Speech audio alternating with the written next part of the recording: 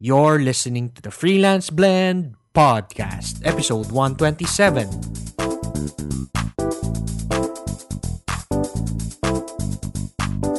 Welcome to the Freelance Blend Podcast, where we entertain, educate and engage freelancers from the Philippines and across the globe. And now, here's your host, Marv De Leon. Hi again, this is Marv De Leon. I'm the founder and the podcaster at Freelance Blend and Freelance Blend Podcast. This is our second Facebook Live session. We had one a few weeks ago. It was an interview with Jason Dulay, but we've been doing this Ask Marv sessions wherein you send in your questions about freelancing and online business, and then I answer them. So yesterday I posted yung a question, I posted yung that I will be having this Facebook Live session to answer any of your questions about freelancing and online business. And thank you, Tetay Ray. Sir, tigasan ka, sir? So as I mentioned earlier, well, hindi nyo pala narinig yon. I'm streaming live from my home office here in Parañaque. So, tigasan kayo? Please let me know. Just type in the comments below. And if you have questions na rin, you can still type in your questions so that I can answer them. But we will be, as I mentioned earlier, yesterday I posted yung poster ng Facebook Live Fridays. And then we received a few questions inside Facebook. So, Lipa, Batangas, Andrew. Hello, thank you for joining us, Andrew. So, maabot pala tayo ng Lipa, Batangas. Now, so may mga natanggap tayong questions yesterday and through Facebook and also my email newsletter, yung mga subscribers ko sent in their questions. So, I'll be grouping them into two major questions kasi karamihan doon naman somehow the same theme. So, it's those questions about freelancing. So, somehow the same theme. So, i-combine na lang natin yan into two questions unless meron kayong other questions. And so, I'll be answering those two questions and then pag may mga pumasok na questions from you, I'll be answering them. So, thank you.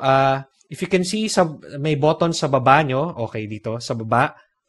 Sa baba, yan, yung like at saka yung hearts. So, please, if you can send me some likes and hearts, I would really appreciate it.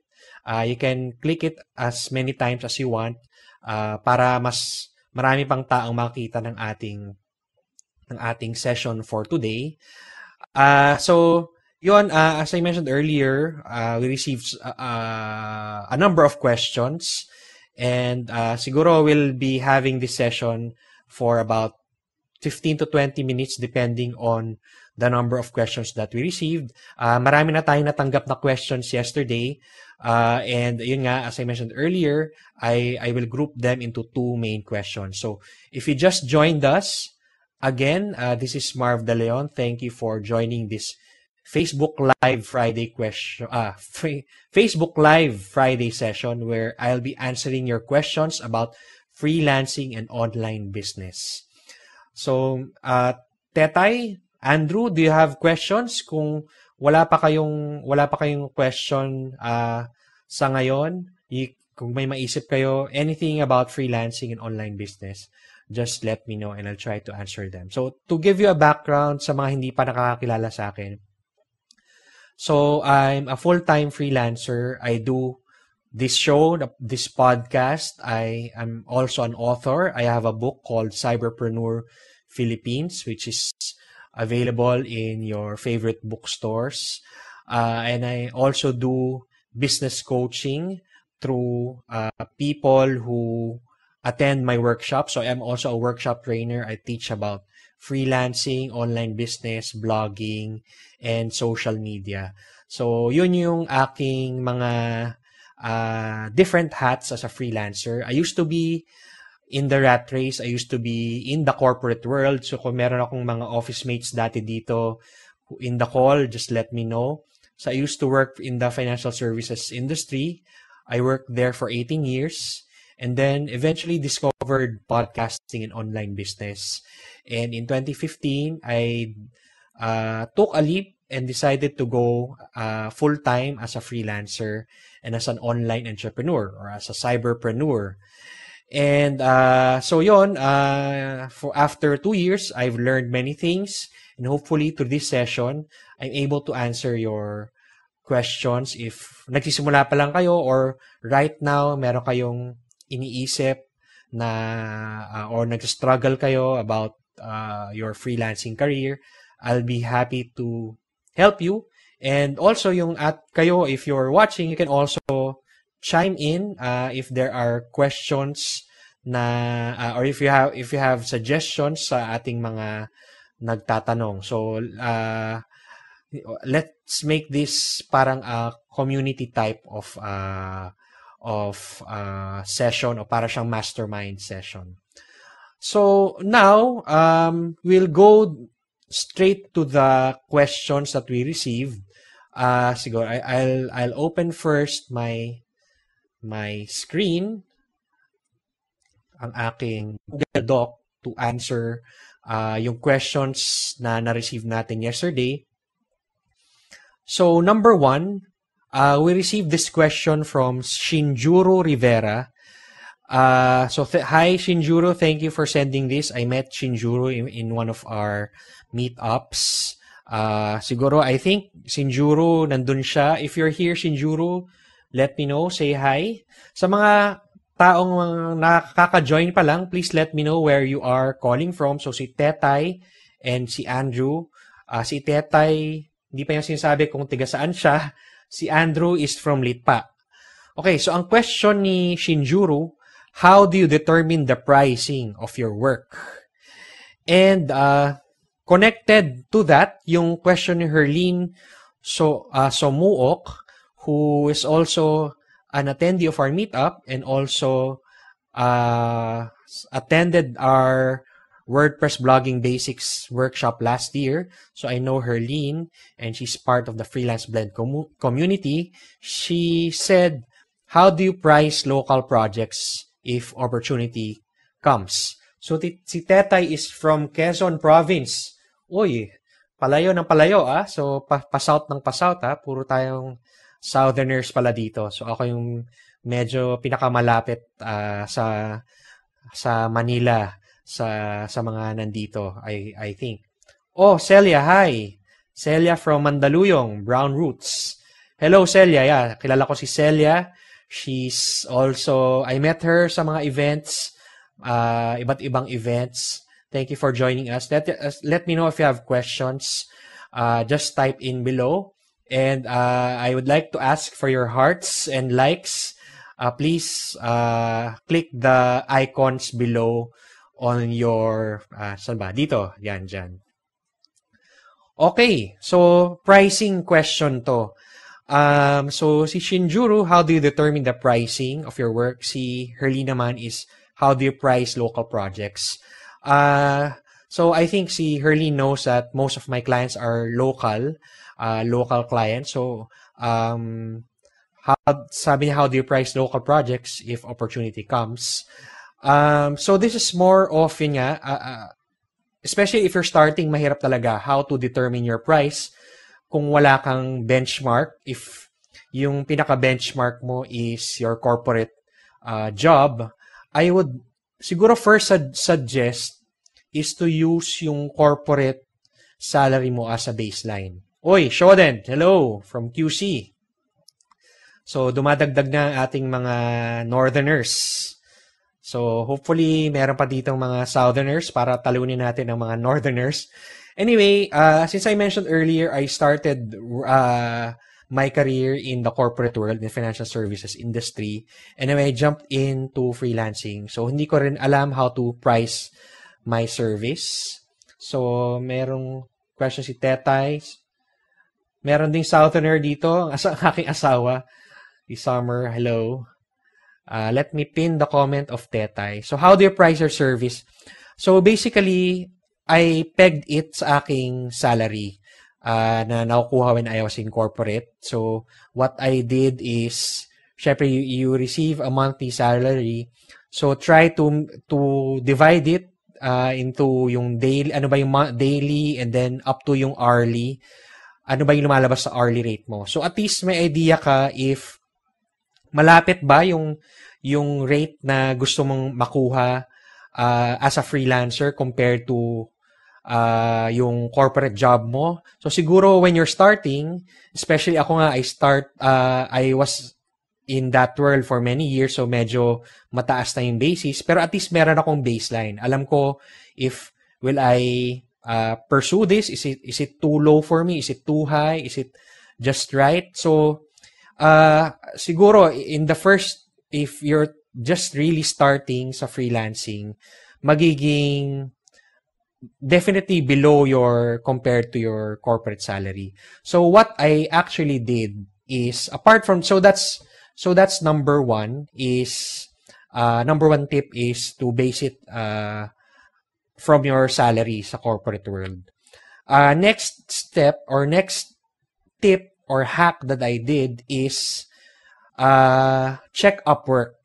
So if you're familiar with Upwork, so upwork.com, this is the freelance marketplace for freelancers to get hired by clients, whether abroad or locally. Basically, Upwork is one of the biggest freelance marketplaces. So definitely, dito, you will get intel on ano ba yung going rate sa market. Let's say you're a social media marketer. Ano ba yung rate globally ng isang social media marketer? In Upwork, typically when you're a freelancer, syempre, you'll create a freelancer account. But since Upwork is a marketplace for freelancers and clients or entrepreneurs, clients can also create their own account. So what I did is, apart from first creating an account as a freelancer, I also created an account as a client. So I don't know if people also do this. Ako lang, naisip ko lang to when I was using Upwork. So I created an account as a client. So with Upwork, in one account, you can be both a freelancer and a client. Kasi ako rin, I also hire from Upwork. So talagang gumawa ko ng client two types of accounts under one main account, which is my email address. So I'm both a client and a freelancer. So if you just have a freelancer account, so you can easily create a client account in Upwork. Just search for it, nasa taas lang yon. Unfortunately, I can't share my screen si Facebook Live for now.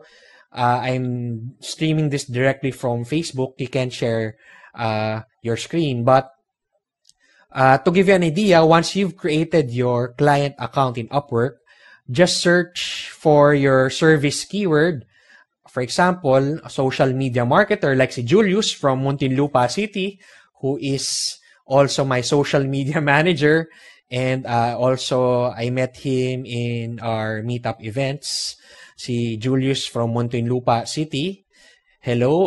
So, if you're like for Julius, you're a social media manager, create a client account, and then sa taas, sa menu ng Upwork, meron doon find freelancers. So, Upwork is also a search engine. So doon, if you type in social media manager, makikita mo lahat ng mga freelancers who are social media managers or who use the keywords social media manager sa kanilang profile. And from there, makikita mo how people charge. Iba-ibang range talaga. So usually, yung mga people in the West, in North America, charge higher than here in Asia. But from there, malalaman mo na magkano ba yung hourly rate nila. So, if you think you are at par with those who have the highest rates, then go ahead, ganun yung gamitin mong rate. If you think starting ka pa lang, at least you can start maybe in the middle. Wag naman yung sobrang baba kasi it will mean you have probably cheap rates or a cheap service. So maybe research, write down kung ano yung highest, ano yung lowest, and maybe start at the middle. Pero if you're advanced na, maybe you can charge even higher. So use Upwork as a baseline kasi there are millions of freelancers there. So medyo may idea ka na what clients are paying for. And syempre, those who are top-rated freelancers means na nabayaran na sila for that rate, and that means there are clients who are willing to pay for that rate. So that's a second tip. Check Upwork, one of the top freelance marketplaces, if not the top freelance marketplace. Another freelance marketplace that I use is onlinejobs.ph. And in the home screen, after you, again, sorry, no, I can't share the screen. Gusto ko sana i-share. Maybe in the podcast blog post, we'll share that screen. So take note of that. Yung aking virtual assistant, si Richie, please include that, yung screen ng Upwork and onlinejobs.ph. In onlinejobs.ph, sa homepage, meron doon, you don't need to create an account as a client. If you have an account as a freelancer, just makita mo doon, meron yung search jobs, meron ding search resumes. So, siyempre, ang hahanapin mo, ang gagamitin mo yung search resumes, similar yan to find freelancers ng Upwork. And same thing, you'll find, ito naman, makita mo yung, since onlinejobs.ph is for Pinoy freelancers, makikita mo yung going rate ng local freelancers. So this may also answer yung question ni Herlene kasi ito, makikita mo ano yung rate ng mga Pinoy freelancers. So again, use your keyword, maybe search social media manager or video marketing manager or video editor. So yun yung mga dapat alam mo kung ano yung keyword mo, and then search for that in the freelance marketplaces. So think put yourself in the position of a client na naghahanap ka ng freelancer, and from there makikita mo na yung mga rates. Another tip is to ask a freelancer friend. Kung wala ka pang friend na freelancer, wala ka pang kilala sa industry, it means that you're not networking enough. You're not building your network. So that's why I created, it's not siguro soft promotion of my meetups. Kasi sa meetups, you meet different types of freelancers. So kung meron kang makilala dong kapwa na social media manager, then maybe form a relationship, and then eventually you can ask how much, magkano ka ba nag-charge ng mga clients mo? And I'm sure that they'll share. People in meetups and mastermind groups are typically very helpful naman. So, yun, ask a friend, grow your network, join meetup groups. Also, apart from meetup groups, you can also join Facebook groups. And there are many Facebook groups for freelancers. So, nandyan yung online Filipino freelancers, there's freelancing.ph, there's work at home Pinoys, and many, many more. Join those Facebook groups. Kung nahihiya kayo mag-attend ng meetups, join those Facebook groups and build relationships with people in those groups, and eventually you can ask for their rates. So, yun yung mga sabihin nating hacks on how to price your service. But at the end of the day, it's all about the value. It's all about self-awareness. If you know your worth, your value, ikaw na makakalam ng price mo. Don't sell yourself short. Wag mong babaratin ang sarili mo. I know, siguro at the start, you can probably give free services to gain experience. But the moment na nag-charge ka na, maybe start low, after 2-3 projects or even after one project, increase mo na yung rate mo. Don't be afraid to charge higher, charge premium rates. Okay. Ang second question natin, so hopefully I was able to answer questions about maraming questions about pricing. So I'll just check yung other questions dito. Check out this topic. Okay. From Celia. Thank you for sharing, Celia. If you have friends pala who are interested in this, please share this Facebook Live. You can also watch the replay of this and also listen to the podcast of this in maybe a week from now. So, sige. I look at the questions. Let's see if medyo related sa ating pricing question. What are Haiz Anub? Hello, Haiz from QC. What are the most in-demand jobs? Most in-demand jobs online.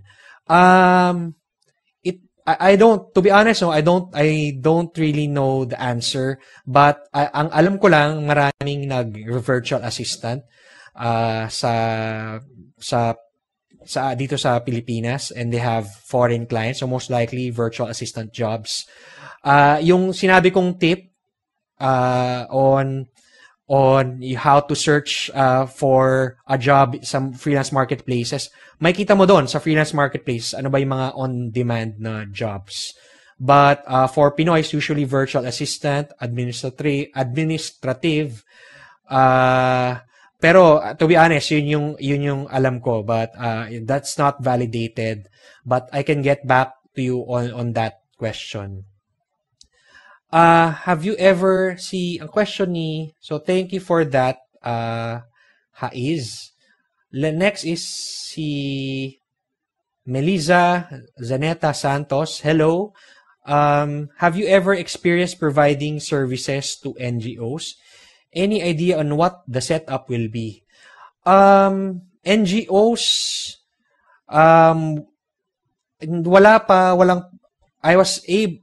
government pala yon. So, wala pa akong experience with NGOs. Any idea on what the setup will be? I'm not sure about this question, Melissa. If you can clarify yung ano ba yung setup that you are asking about. Is it I don't think it should be any different from corporate if your clients are solopreneurs or entrepreneurs. I don't think wala namang difference sa NGOs. Maybe, I would assume may budget naman sila to hire freelancers. So, ayun, si Shoden, ayun, tama-tama. NGOs are a great market din actually. So, great market nga, sabi ni Shoden. So, I think they also have the funds to hire freelancers. So, again, the principle in terms of pricing shouldn't be different as to how you price yourself sa clients. Si Julius naman may shinare top trends. Thank you. Ang bilis talaga ni Julius. So later, guys, maybe yung nagtanong kanina si Haiz, you can check out yung top trends in 20s. Actually, nabasa ko rin to, pero I forgot kung ano ba yung mga most in-demand freelance jobs. So, thank you, Melissa, for your question. I hope you're able to answer them. Siguro you can also ask Shoden if you have follow-up questions. Meron pang questions na nakita ko. Si Shoden, Eddie, parang 10K per hour lang yung sa'yo dati. 10K dollars, pesos, or baka yen, Shoden. 10K per hour na yen. Okay, so si Tetay, do you have any other questions? Si Tetay, let me pin that question. about online business. If you have an online business, do you have to give details of the product? Euro, wow. Baka ganun yung rate mo, Shoden, ha? 10K per hour. So, big time na talaga. Shoden, ha? Huwag mo kang kalimutan, ha? So, si Shoden, ano yan? Video marketing, kanyang specialty. He's also now learning email marketing. So, I'm sure pag i-combine mo email marketing and video marketing, ako, siguro, pipilang mga kliyente ni Shoden sa labas ng kanyang bahay. Anyway, si Tetay, if you have an online business, you have to give details of the product. I don't fully understand the question. Do you have to give details of the product? Well, definitely you have to be transparent. If you have to give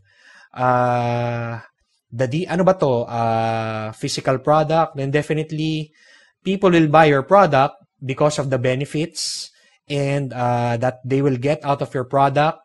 And also kung apart from the benefits, yung ano ba talaga yung product, ano yung kung physical product, ano yung specs, kung online course, ilang modules, ilang oras, ano yung mga bonuses. So definitely wag mo itatago yung details. Painting.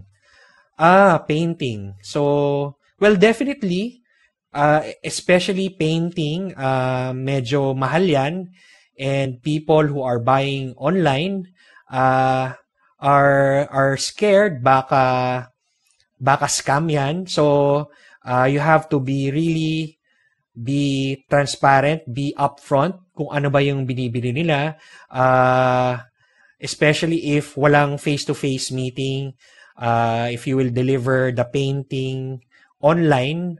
So, definitely I will be scared. Maraming scam dyan. So, how do you overcome yung barrier na yon na hindi kunyari ako yung customer, hindi ako masascam kasi mamaya fake pala yung painting. Paano mo malalaman? Is it verified na totoo, na original yung artwork? So, make sure na you give all the details. So, I hope, Tetay, yun ba yung question mo? I hope I was able to answer that. We also have Kath Kiambao of freelancing.ph. I was mentioning earlier, if you want to know the rates, you can ask people in the community. Very friendly ang mga tao, ang mga admin sa freelancing.ph, one of the biggest freelancer groups in Facebook. Si Kath is the founder of that, and also nagmo-moderate siya. She's there every day. Tama ba, Kath? So if they have questions about rates, and I believe Kath released a survey of freelancing.ph, released a survey about the current rates of Pinoy freelancers. So you can check it out. I will type in the link, freelancing.ph, and I'm sure, Kath, correct me if I'm wrong, nandun sa website yung link to the yung survey of freelancers. You can also, if you're still there, Kath, share the link kung saan yung where people can get that yung study, ito mas maganda kasi survey from actual freelancers kung ano yung rates sila from different industries. So later, if hindi natin makuha yung link, we'll share that in the blog at saka sa podcast.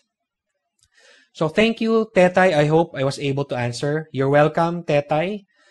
Like nyo naman yung aking Facebook Live. Parang marami tayong likes sa ating session ngayon. So I'll unpin your comment. Si Primo Victoria. Good day, Sir Marv. If unsuccessful in Upwork and other bidding sites, are there other areas to find clients and market my services? I'm a graphic design illustration industry. Any tips are appreciated. Okay, so if you're unsuccessful in Upwork and other bidding sites like, ano tawag doon? Design Crowd, 99 Designs. LinkedIn is a good source. So social media is a good source of gigs. Also, na-mention ko groups, Facebook groups. You can also join groups where your clients hang out. So if you're in graphic design, sino ba na bumibili na service mo? Sino ba? So thank you, Julius, sa 99 Designs. So sino ba? Show din, sabi ni Show, attend my meetup. So last week sa meetup namin, may 2 Phil foreigners who are looking for freelancers. Yung isa doon from Australia, naghahanap siya ng mga freelancer na web developers. Unfortunately, walang nag-attend ng web developer. So, ang dami niyang hinahanap na web developer. Pinoy siya who is based in Australia, and he came here to the Philippines and attended the meetup. I think he's also looking for developers, and tama-tama nakita niya meetup, nag-attend siya. Unfortunately, walang developer at that time. So, attend meetups like ours. Also, sabi ko nga, as I was saying earlier, join groups of your clients. So, if they are in the retail business, so baka may group for retail entrepreneurs or bloggers ba ang clients mo, then join groups for bloggers. So, maraming ways. Sabi ko nga, LinkedIn, you can create an account and search for your clients there. So, apart from Upwork, maraming options, maraming alternatives. Hindi Upwork lang ang source of freelance work. So, thank you for that, Primo. I hope I was able to answer your question. Meron ka ba bang follow-up sa question na yan? Okay. So, si Julius shared the 99 Designs. 99 Design ba or 99 Designs? I think it's 99designs.com. And also, Design Crowd. So, let me type that. Design Crowd. So, Primo, nasagot ba namin ang tanong mo?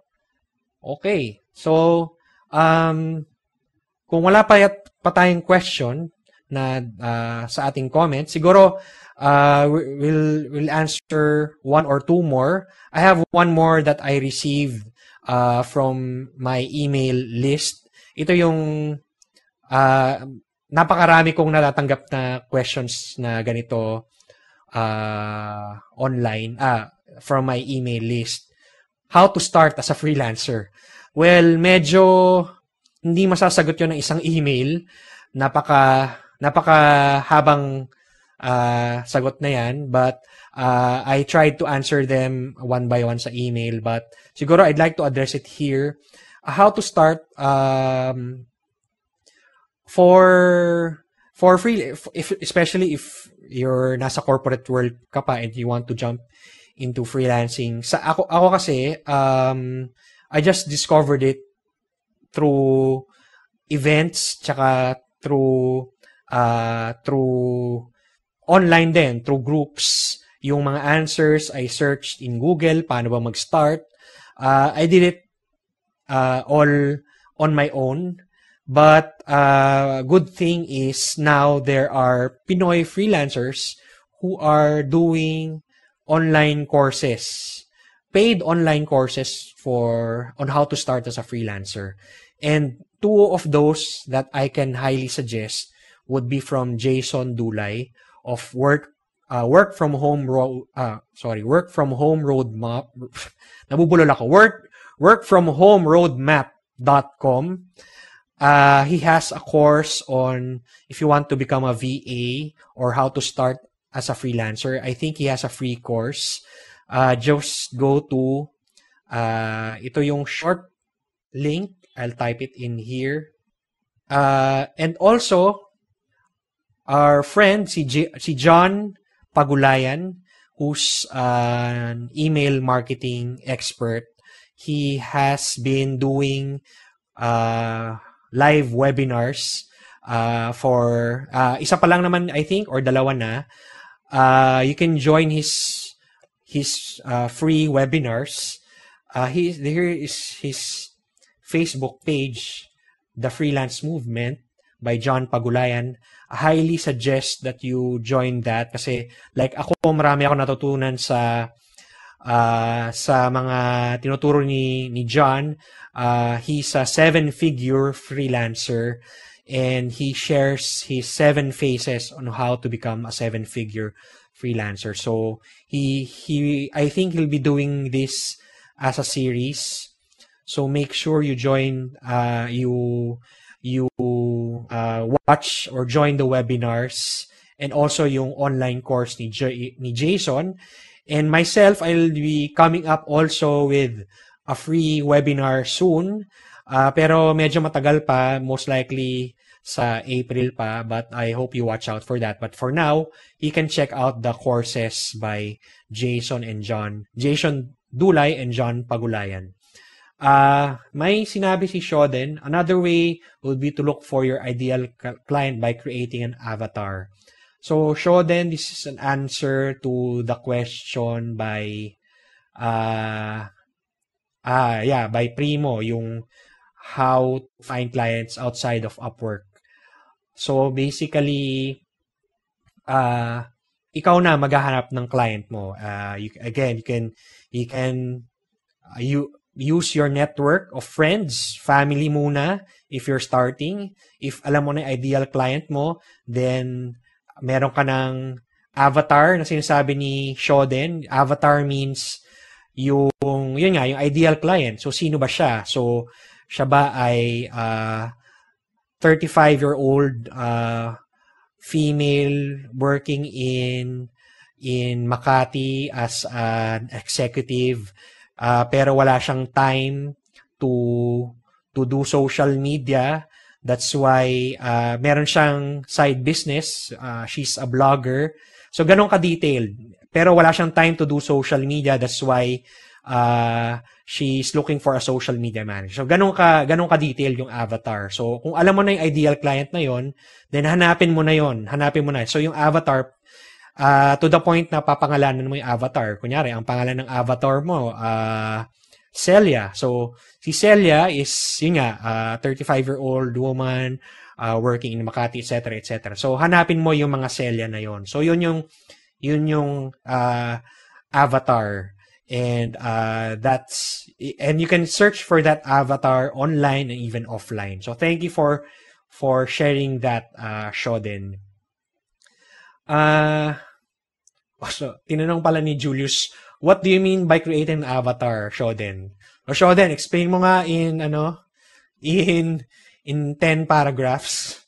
Kasi medyo unfortunately yung si Facebook Live for now, hindi pa siya parang blab na pwedeng mag-join in yung mga kayo. But hopefully soon merong ganyan. So Shoden, or mag-usap na lang kaya kayo, Julius. Medyo mahaba yung question ni Julius. Na joke lang Julius. Sa mga nanonood sa atin ngayon, si Julius at si Shoden, mga kaibigan natin yan, kaya medyo naubola-bola natin. So anyway, yun. Actually, nasagot ko na yung question ni Julius kung ano yung avatar. And meron si John Lee Dumas. He explains in detail kung ano yung avatar. I think maybe you can just Google this, John Lee Dumas and avatar. So you'll have an idea. Kasi I think he explained it in a podcast. Avatar in layman's term. So yun yung avatar. So when you say avatar, ito yung persona mo. Let's say sa Facebook, yung avatar ko, yung logo ng Freelance Blend for my Freelance Blend page. Yung avatar ni Julius, yung kanyang mukhang wedding picture mo ba to, Julius? Mukhang nakabarong ka dito Gwapong-gwapo. So yun yung avatar. So ang avatar in the online business jargon, ito nga yung ideal client mo, yung gusto mong i-serve, yung best client mo. So, ikaw yung magde-determine kung ano yung avatar mo. So, yung sinabi ko nga, you have to write it down, very specific. So, again, 35-year-old, working in Makati. Her name is Celia. She works as an executive by day, but at night she blogs, pero wala siyang time to social media. That's why she needs help with her social media. So, yun, ganun ka-detailed ang avatar. So, hopefully, we're able to answer that. So now, medyo, I think, nag-overtime na pala tayo. Lampas na tayo ng 30 minutes. And thanks, I really appreciate you guys for joining this Freelance Blend Facebook Live Friday. I plan to do more of this, pero hindi ko kaya ng weekly. If you have other questions before I go, ihabol nyo na.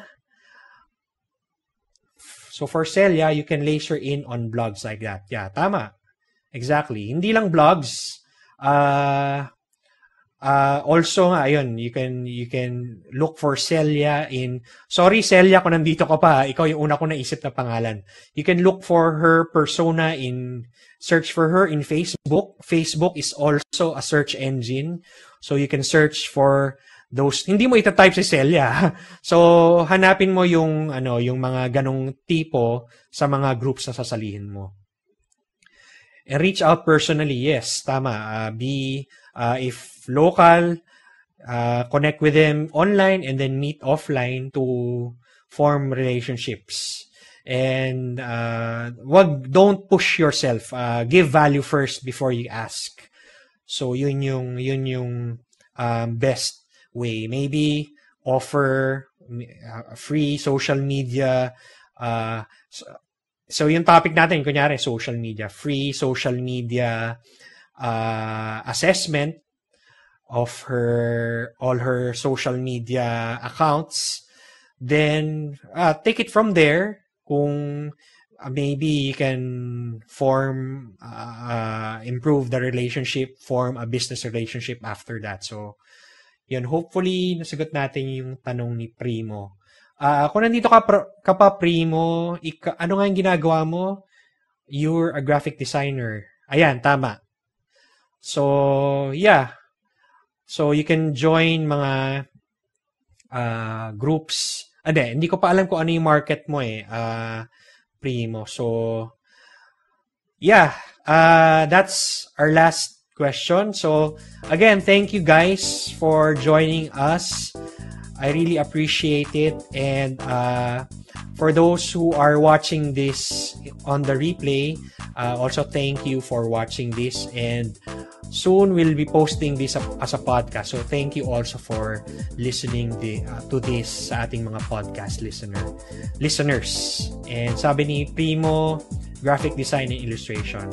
So thank you, Shoden. Thank you, Primo, Julius. Sino pa ba? Si Tetay, etc. My wife, Summer. Si Celia, for using you as an example. Thank you. And Kath for joining us. So, that's it for this Facebook Live Friday. Thanks for watching. Thanks for listening. And peace to everyone. Bye. Thanks for listening to the Freelance Blend podcast.